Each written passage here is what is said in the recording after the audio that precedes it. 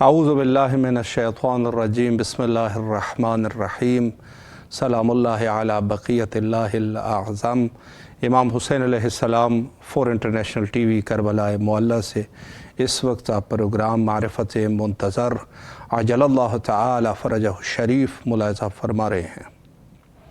हमारी गुफ्तगू का सिलसिला ज़हूर हज़रत मुंजी आलम बशरियत इमाम ज़माना अजलल्लाहु तआला फ़रजहु शरीफ के उन्वान से चल रहा था और आज इंशाअल्लाहुल अज़ीज़ इसी उन्वान से मज़ीद भी कुछ मतालिब आपके गोशगुजार किए जाएंगे। और आज जो शख्सियत हमारे साथ महफ़िल गुफ्तगू रहेंगे हुज्जतुल इस्लाम वल मुस्लिमीन आली जनाब मौलाना मिनहाल रज़ा खैराबादी साहब क़िबला यूपी इंडिया से। और इंशाअल्लाहुल अज़ीज़ जो ही उनके साथ हमारा राब्ता कायम हो जाए, गुफ्तगू का सिलसिला ज़हूर हज़रत इमाम ज़माना अजलल्लाहु तआला फ़रजहु शरीफ के उन्वान से रहेगा। जैसे हमने अर्ज़ कर दिया कि हकीम का हर कौल और हकीम का हर फ़ेल हिकमत से ख़ाली नहीं होता। यानी अगर कोई शख्स हकीम है, एक ऐसा शख्स है कि जो हकीम शख्स है। देखिए दो किस्म के लोग होते हैं, एक होते हैं गैर मुनज़्ज़म और इस किस्म के लोग कि जिनका कोई ख़ास ज़िंदगी का प्रोग्राम नहीं होता, ये उमूमी लोग होते हैं। एक होता है हकीम और फिर सबसे बड़ी जो हिकमत है वो ख़ुद ज़ात बार ताला है। तो चूँकि ये अम्र इलाही है तो ज़ाहिर है कि इसकी कोई ना कोई हिकमत भी होगी, फ़ायदेमंद भी होगा ये ज़हूर। और कंट्रोल रूम से फरमा रहे हैं कि अल्हम्दुलिल्लाह हुज्जतुल इस्लाम वल मुस्लिमीन आली जनाब मौलाना मिनहाल रज़ा खैराबादी साहब क़िबला से हमारा राब्ता बहाल हो चुका है। सलामुन अलैकुम व रहमतुल्लाहि व बरकातुहू। अलैकुम अस्सलाम व रहमतुल्लाहि व बरकातुहू। क़िबला कैसे मिजाज है? खैरियत से इंशाअल्लाह। अल्लाह का शुक्र है, आप मिजाज बखैर है? अल्हम्दुलिल्लाह। क़िबला आपकी दुआएं हैं, अल्लाह आपको सलामत रखे। सबसे पहले तो बंदे हकीर और इमाम हुसैन अलैहिस्सलाम मीडिया ग्रुप के जितनी भी अरकान हैं सब तहे दिल से आपके ममनून व मशकूर है कि आपने मसरूफ़ियात के बावजूद हमें वक्त दिया और ख़िदमत का मौका हमें फ़राहम फरमाया। मैं क़िबला आपकी इजाज़त से सवालात का सिलसिला भी शुरू करना चाहूँगा, चूँकि वक्त हमारा मुख्तसर है और आप जैसी शख्सियत के लिए यकीनन ये वक्त जो है वो कम है। तो पहला सवाल मैं इस उन्वान से करना चाहूँगा कि ज़ाहिर है कि हर एक चीज़ के कोई ना कोई अमल जो भी हो उसका कोई ना कोई फ़ायदा ज़रूर होता है। तो सवाल इस उन्वान से होगा कि इमाम ज़माना अजलल्लाहु तआला फ़रजहु शरीफ के ज़हूर का क्या फ़ायदा है और क्यों हज़रत जो है वो ज़हूर फरमाएंगे, इस पर क़िबला अगर एक वजाहत हो जाए। अऊज़ु बिल्लाहि मिनश शैतानिर रजीम, बिस्मिल्लाहिर रहमानिर रहीम। मैं इमाम हुसैन इंटरनेशनल चैनल के तमाम अरकान और जुमला नाज़रीन की खिदमत में अर्ज़ अदब और सलाम पेश करता हूं। अलैकुम अस्सलाम व और रहमतुल्लाह। शुक्रगुज़ार हूँ खुसूसन इमाम हुसैन चैनल के मीडिया ग्रुप का जो उन्होंने बात सलामत रहे क़िबला। मौका इनायत किया कि मैं आप हज़रात और नाज़रीन से गुफ्तगू होकर अपने माज़रात हदिया नाज़रीन कर सकूं। जैसा कि आपने बताया और फरमाया कि ज़हूर हज़रत हुज्जत अजलल्लाहु तआला फ़रजहु शरीफ के फ़वाइद, बरक़ात और उसके जी असरात क्या हैं, जी जी इस सिलसिले में तमाम अफ़कार से कते नज़र जी सिर्फ अहादीस और रवायात की रोशनी में मैं दो तीन बातें आप से गुज़ार करना चाहता हूँ। बिस्मिल्लाह फरमाए। सबसे पहली ज़रूरत ज़हूर जो दरपेश है, जो ज़हूर है होगा और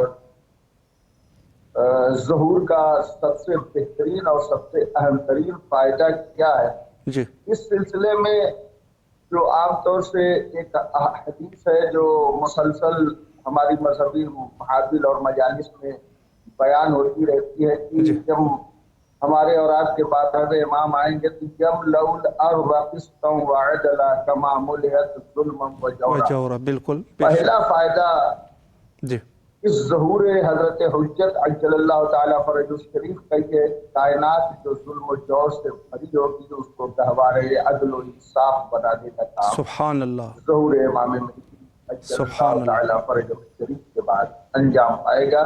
اور بے اس شک. سلسلے میں بہت ساری روایتیں پیش کی جا سکتی ہیں. جی چنانچہ جناب اسبغ ابن نباتہ کہتے ہیں کہ میں مولا کائنات حضرت علی بن ابی طالب علیہ صلوات اللہ السلام کی علیہ. خدمت میں حاضر ہوا. جی میں نے دیکھا کہ آغا بڑے متفکر اور مولا بہت فکر مند ہے. جی تو میں نے سوال کیا مولا آپ اس قدر فکر مند ہے، کوئی استاد، کوئی بلا، کوئی مصیبت ہے جس کی وجہ سے آپ اتنی فکر مندی کا اظہار کر رہے ہیں اور بہت زیادہ پریشانی کے آثار آپ کے چہرے سے نمایاں ہو رہے ہیں؟ جی تو مولا نے فرمایا کہ میں اپنے اس فرزند کے سلسلے میں فکر مند ہوں اللہ، جو میری نسل سے 11واں فرزند ہوگا سبحان اللہ. اور وہ دنیا میں عدل و انصاف کو رائج کرے گا اور عام کرے گا اس جی. وقت جب کہ دنیا راہ حق سے منحرف ہوگی، صحیح، صراط مستقیم سے دور ہوگی، صحیح. ذہنوں اور فکروں میں شکوک و شبہات پیدا ہوتے رہیں گے. جی. ایسے حالات پیدا ہو جائیں گے کہ لوگ یہ تصور کرنے لگیں گے کہ جی. دنیا حجت خدا سے خالی ہو گئی.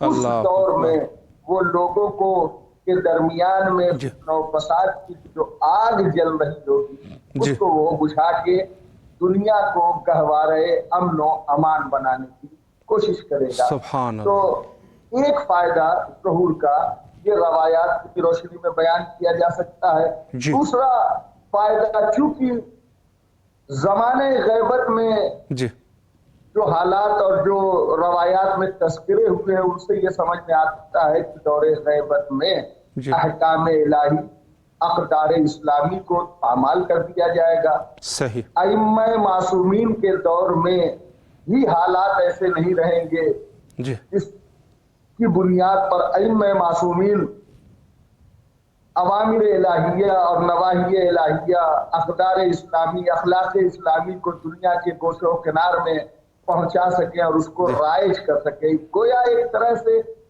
چند افراد ہوں گے جن کے ہاں احکام الہیہ کی روشنی پائی جاتی ہوگی، جن صحیح، کے ہاں اقدار اسلامی کے اثرات اور اس کے نفوذ پایا جاتا ہوگا. جی. لیکن عام طور سے دنیا میں احکام اسلامی کا کوئی رواج نہیں ہوگا، صحیح. اقدار اسلامی پامال ہو رہے ہوں گے. جی. ایسے دور میں جب ظہور مولا فرمائیں گے تو ان اقدار اسلامی کو عظمت، بلندی اور دنیا میں رائج فرمائیں گے اور جو احکام اسلامی روندے جا رہے ہیں جی. ان احکام اسلامی کو دنیا میں عام کریں گے. دنیا سبحان کے اللہ. گوشہ و کنار میں حکومت اللہ کی ہوگی، قانون اللہ کا ہوگا، سبحان قانون اللہ. کا مجری اور اس کا نفاذ کرنے والا ہمارا اور آپ کا آخری امام ہوگا بے جو شک. پردہ غیبت سے تشریف لائیں گے. تیسری جی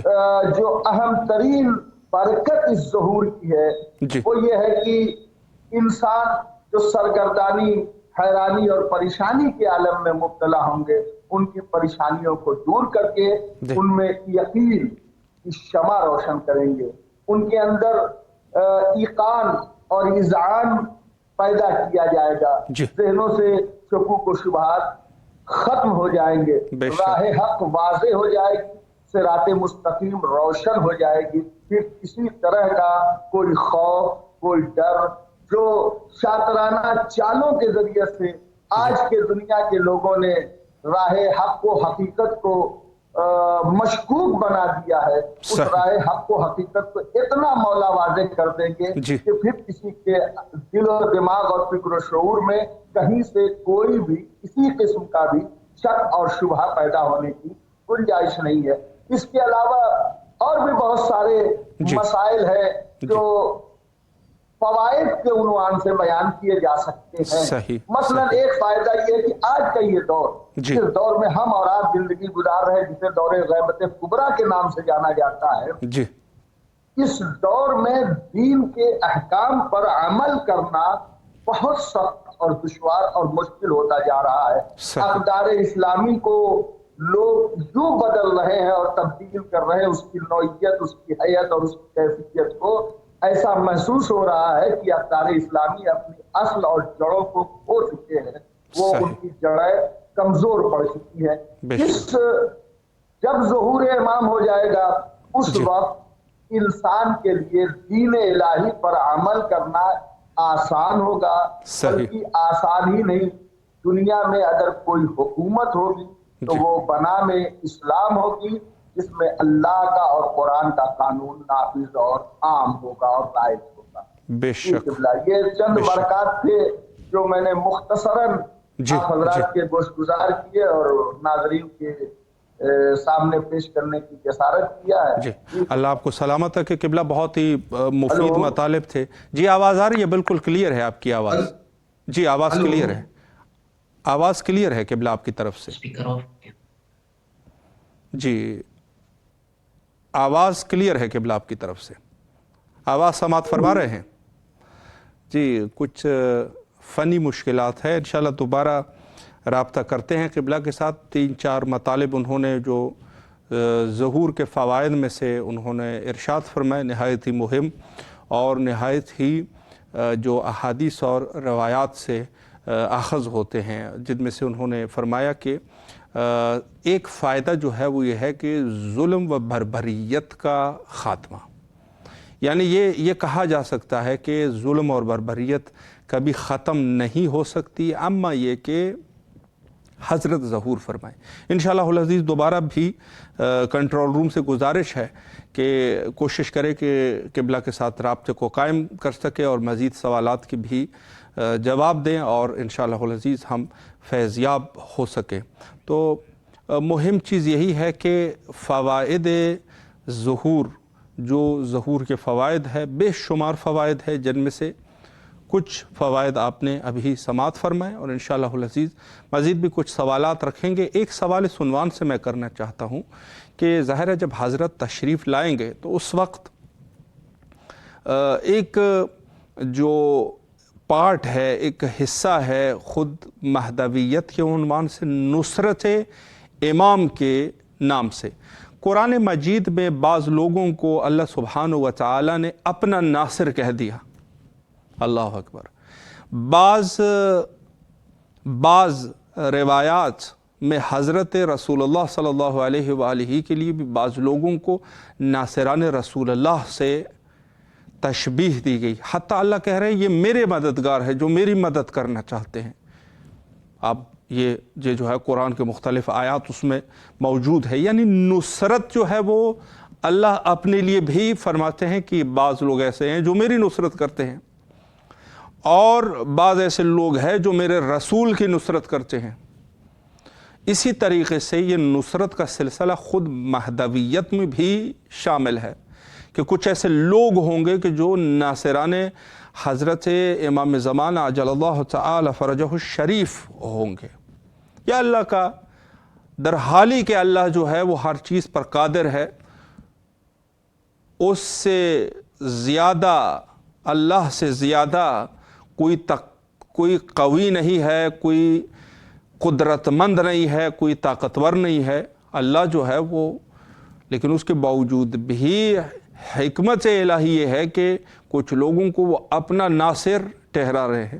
تو اسی طریقے سے امام کی بھی ناصران ہیں. مختلف روایات اس ذیل میں موجود ہے کہ کچھ لوگ رجعت کے ذریعے سے، 2 قسم کے لوگ ہوں گے. ایک طبقہ جو ہے وہ رجعت کے ذریعے سے امام کی نصرت کے لیے حاضر ہو جائیں گے اور ایک طبقہ جو ہے وہ اسی زمانے میں موجود ہوں گے. یہ روایات کا اگر آپ غور کریں گے تو یہ 2 طبقہ لوگ جو ہے آپ کو ملیں گے جو امام کے. البتہ اس میں سے کچھ ابتدائی نصرت ہے جو ابتدا میں کچھ لوگ ہوں گے اور کچھ لوگ جو ہے وہ بعد میں جو اسی زمانے کے لوگ ہوں گے، جس زمانے میں حضرت تشریف لائیں گے وہ بھی حضرت کے ناصران، اور تعداد جو ہے وہ بہت بڑے لشکر کی شکل میں یہ تعداد پہنچ جائے گی۔ تو ابتدا میں جو ہے جو 313 کی روایت موجود ہے اور متواتر موجود ہے کہ 313 افراد ہوں گے۔ بعض علماء مختلف سرے سے بحث کرتے ہیں، کہتے ہیں کہ یہ 313 وہ لوگ ہیں جس میں سے 50 تعداد جو ہے وہ خواتین کی بھی بعض روایت میں موجود ہے، اور باقی جو ہے مردوں کی تعداد ہے۔ تو یہ لوگ جو ہے وہ کہتے ہیں ابتدائی جو حضرت جب قیام کریں گے، حضرت کے ابتدائی ظہور کا زمانہ، یہ لوگ جو ہے وہ ساتھ میں ہوں گے، 313 کی تعداد۔ بعض علماء نے یہ تذکرہ کیا ہے، روایات سے البتہ یہ سب چیزیں اخذ ہوتی ہے، کہ خود یہ لوگ جو ہے وہ کمانڈرز ہوں گے، یعنی جو لشکر کا جو علمبردار ہوتا ہے، کہتے ہیں یہ 313 علمبردار ہوں گے۔ اس قسم کے چیزیں بھی بہرحال اس میں موجود ہے۔ فی ای حال یہ ہے کہ خود حضرت کے ناصران ہوں گے، اور یہ کوئی امام کے لیے فخر کی بات نہیں ہے کہ ان کے ناصران زیادہ ہو جائے، تو ایک امر الہی ہونا ہی ہونا ہے۔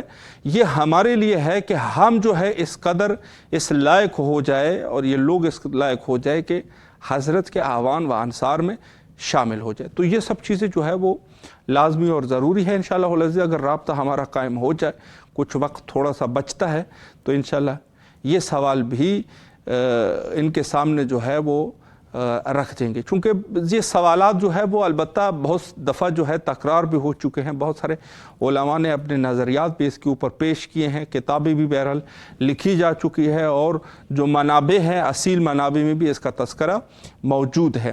تو یہاں یہ ہے کہ حتیٰ بعض علماء نے نصرت کے عنوان سے یہ بھی لکھا ہے کہ نصرت صرف اس زمانے کے لیے خاص نہیں ہے کہ جس زمانے میں حضرت تشریف لائیں گے، بلکہ انسان جو ہے جس زمانے میں موجود ہے وہی زمانہ ہی انسان نصرت کر سکتا ہے، اور مختلف طریقے بھی بتائے گئے ہیں۔ رابطہ ہمارا دوبارہ قائم ہو چکا ہے۔ جی قبلہ آواز سماعت فرما رہے ہیں؟ جی فرمائیں۔ جی شکریہ، رابطہ منقطع ہو گیا تھا۔ دوسرا سوال ہمارے پاس تقریباً 4 سے 5 منٹ کا ٹائم ہے، مختصر جواب آپ سے دریافت کرنا چاہوں گا کہ حضرت امام زمانہ اللہ تعالی فرجہ الشریف کی نصرت کا جہاں تک تعلق ہے، تو کون سے لوگ ہوں گے جو حضرت کے ناصرین میں شامل ہوں گے؟ 4 سے 5 منٹ کا ٹائم ہے، بسم اللہ فرمائیں قبلہ۔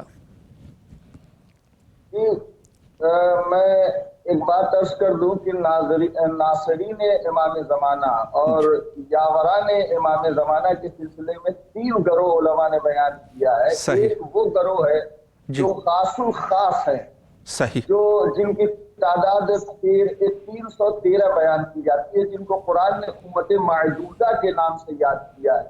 جی علماء تفاسیر نے لکھا کہ امت معدودہ سے مراد وہ 313 افراد ہیں۔ ایک وہ گروہ، دوسرے وہ گروہ وہ افراد ہیں جو اس پہلے خاص الخاص کے بعد جب انقلاب حضرت حجت اور ظہور حضرت حجت کے بعد قیام شروع فرمائیں گے، تو اس وقت لوگ آئیں گے۔ اس سلسلے میں علماء نے لکھا کہ 10 سے 12 ہزار افراد ہوں گے جو ان خاص الخاص کے ساتھ ملحق ہوں گے اور امام کی نصرت میں آگے بڑھیں گے۔ اور تیسرا گروہ وہ ہے جن کے بارے میں یہ کہا جاتا ہے کہ یہ مومنین ہیں، یہ عام مومنین ہیں، اور ان کی کوئی تعداد معین نہیں ہو، بلکہ یہ جیسے جیسے ملحق ہوتے جائیں گے روز بروز زمانے کے حساب سے تعداد یہ بڑھتی جائے گی۔ اب رہا مسئلہ اسماء کا، کنیت کا، شہر کا، کس شہر کے ہوں گے، کس خاندان سے ہوں گے، کس قبیلے سے ہوں گے، تو اس سلسلے میں امام محمد باقر علیہ السلام کی ایک حدیث نظر سے گزری، جس میں امام نے فرمایا کہ ایک صحیفہ ہے جو ہمارے اور آپ کے آخری امام کے پاس ہے، اس صحیفے میں امام کی نصرت کرنے والے افراد کے نام، ولدیت، اللہ اکبر، شہرت، اور حتیٰ شہر بھی بعض روایات میں آیا ہے کہ شہر بھی کس شہر سے ہوں گے، کس علاقے سے ہوں گے، کس خاندان سے ہوں گے، کس قبیلے سے ہوں گے، یہ ساری چیزیں درج ہیں تو امام کے پاس صحیفہ موجود ہے۔ اور بعض لوگوں نے یہ بھی کہا ہے کہ اس میں صرف ولدیت اور شہر اور کلیت ہی نہیں بلکہ ان کے صفات اور خصوصیات بھی درج ہیں جو افراد مولا کے ساتھ آئیں گے. لیکن عمومی طور پر جو مومنین کے لیے بات کہی جاتی ہے کہ وہ مومنین جو مولا کی نصرت کریں گے اور ہمارے اور آپ کی آخری حجت حضرت بقیت اللہ الاعظم کی نصرت کے سلسلے میں آگے بڑھیں گے، ان کے کچھ صفات ہیں، کچھ خصوصیات ہیں. پہلی صفت، اور بلکہ میں خلاصتاً سارے صفات کو گنا کے ایک دو حدیثیں ہدیے ناظرین کر دوں. ان میں علم و آگہی پائی جائے گی، ان میں بصیرت ہوگی، وہ تقویٰ کے اعلیٰ ترین درجے پر فائز ہوں گے، وہ طہارت کے اعلیٰ ترین درجے پر فائز ہوں گے، ان کے اخلاق اسلامی کا اعلیٰ ترین درجہ پایا جائے گا. یہ سارے کمالات جو ایک مومن کے لیے قرآن و حدیث میں بیان کیے گئے ہیں المختصر، جو بھی مومنین کے لیے حقیقی مومنین اور واقعی مومنین کے صفات اور خصوصیات قرآن اور احادیث میں بیان کیا ہے، وہ تمام خصوصیات اور تمام صفات بدرجہ اتم ان مومنین کے اندر پائے جائیں گے جو مولا کی نصرت اور مولا کی مدد کے لیے آگے بڑھیں گے، اور روز بروز ان کی تعداد بھی بڑھتی جائے گی. ان کے بارے میں یہ کہا جاتا ہے کہ ایک آدمی کی قوت 40 آدمی کے برابر ہوگی جسمانی طاقت کے اعتبار سے، اور روحانی طاقت کا تو اندازہ ہی نہیں کیا جا سکتا، اس لیے کہ وہ اپنے زمانے کے بدرجہ اتم کمالات پر پہنچے ہوئے عام انسان ہوں گے. صحیح. وہ مرحلے عصمت تک نہیں ہوں گے، لیکن ان کی زندگیوں میں گناہوں کا وجود نہیں پایا جائے گا. اللہ اکبر. وہ اتنے پاکیزہ ہوں گے، تقویٰ کے اعلیٰ ترین مرحلے پر فائز ہوں گے، پارسائی کے اعلیٰ ترین مرحلے پر فائز ہوں گے، خوف و خشیت الہی ان میں گھر کر گیا ہوگا، بس اسی کے ساتھ وہ زندگی گزارتے ہوں گے، ایک ایک سانس ان کی مرضی معبود کے مطابق ہوگی. ایسے افراد جو خصوصیات روایات اور قرآن میں بیان ہوئی ہے. اس سلسلے میں ایک بات جو امام جعفر صادق علیہ السلام سے منقول ہے، رجال کانا قلوبہم زبر الحدید، سبحان اللہ، وہ ایسے مرد ہوں گے جن کے دل سینوں سے زیادہ، جن کے دل اور سینے آہنی ہوں گے، اللہ اکبر، لوہے سے زیادہ مضبوط اور مستحکم ہوں گے. جی 1 منٹ کا ٹائم ہے قبلہ. مطلب جی سر، ایسا نہیں ہے کہ ان کے اوپر اسلحے کام نہیں کریں گے، نہیں، ان کا دل اتنا مضبوط ہوگا حق کے معاملے میں اور حقانیت کے معاملے میں کہ شکوک و شبہات کا وہاں گزر بھی نہیں ہو سکتا ہوگا. اللہ اکبر. لا یشوبھا شک، ان کے یہاں شک و شبہ نہیں پایا جاتا ہوگا. یہ ایسے صاحبان ایمان ہوں گے جن کے یہاں تقوی، خوف، ڈر، تقوی الہی، علم، بصیرت، دانش کے اعلیٰ ترین مرحلے پر ایسے مومنی جو ہر دور میں امام سے ملاق ہوتے ہیں. بے شک بے شک. قبلہ آپ کے توفیقات خیر میں اضافہ فرمائے. بالکل وقت جو ہے وہ انتہا پر ہے، میں معذرت کرتا ہوں، انشاءاللہ کسی اور وقت پر میں کوشش کروں گا کہ مومنین کے لیے آپ سے وقت لے سکوں اور انشاءاللہ اس فیض عظیم سے فیض یاب ہوتے رہیں. آپ کی طرف سے یقیناً کربلا معلیٰ میں نائب وزیر اور دعا گو ہے، اور آپ سے بھی قبلہ التماس سے دعا کرتے ہیں. فی امان اللہ. اللہ حافظ. اللہ حافظ. یہ بہت خوبصورت گفتگو آپ سماعت فرما رہے تھے حجت الاسلام والمسلمین عالی جناب مولانا منہال رضا خیر آبادی صاحب قبلہ سے. بہت ہی خوبصورت طریقے سے انہوں نے وضاحت فرمائی، اور امام جعفر صادق علیہ السلام کے اس قول کا بھی کچھ حصہ انہوں نے 1-2 جملہ تلاوت فرمایا کہ وہ لوگ ان کے کیسے اوصاف ہوں گے، وہ لوگ جو ہے وہ کس عادات اور خصلات کے مالک ہوں گے، کیا رحم و کرم ہوگا ان کے اوپر. یہ بہت ہی خود ایک موضوع ہے. انشاءاللہ العزیز کسی اور وقت میں ضرور اسی موضوع پر گفتگو کریں گے. وقت ہمارا تقریباً انتہا پر پہنچ چکا ہے، اور آخر میں حجت خدا کے ظہور کے لیے دعا کرتے ہیں، مل کے دعا کرتے ہیں. اللہم عجل لولیک الفرج.